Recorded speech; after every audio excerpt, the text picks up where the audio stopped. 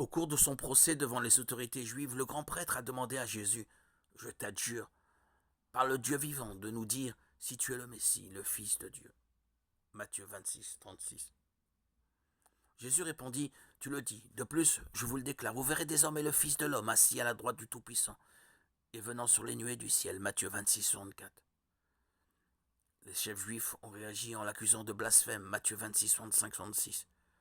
Par la suite, devant Ponce Pilate, les Juifs lui répondirent, « Nous avons une loi, et d'après notre loi, il doit mourir, parce qu'il s'est fait fils de Dieu. » Jean 19, 7. Pourquoi cette revendication serait-elle considérée comme un blasphème digne de la peine de mort? Les chefs du peuple comprenaient exactement ce que Jésus voulait dire par fils de Dieu. Être le fils de Dieu revenait à avoir la même nature que Dieu. Le Fils de Dieu est divin. Affirmer être de la même nature que Dieu, être Dieu était blasphématoire aux yeux des autorités juives, qui ont donc demandé sa mort conformément à Lévitique 24, 15. Hébreux 1, 3 dit très clairement, le Fils est le reflet de sa gloire divine et l'expression de sa personne.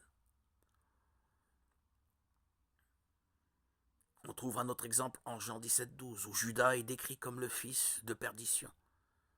Jean 6, 71 nous dit que Judas était le fils de Simon.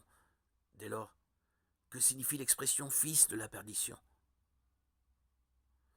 En Jean 17, 12, le mot perdition signifie destruction, ruine, dévastation.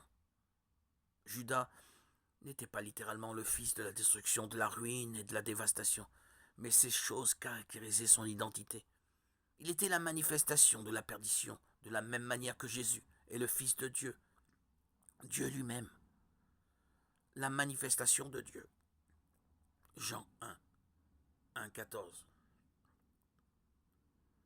Jésus n'est pas le Fils de Dieu dans le sens humain du terme. Dieu ne s'est pas marié et n'a pas eu de fils. Il n'a pas eu de rapport sexuel avec Marie. Jésus est le Fils de Dieu dans le sens qu'il est Dieu manifesté sous forme humaine. Jean 1, 1, 14.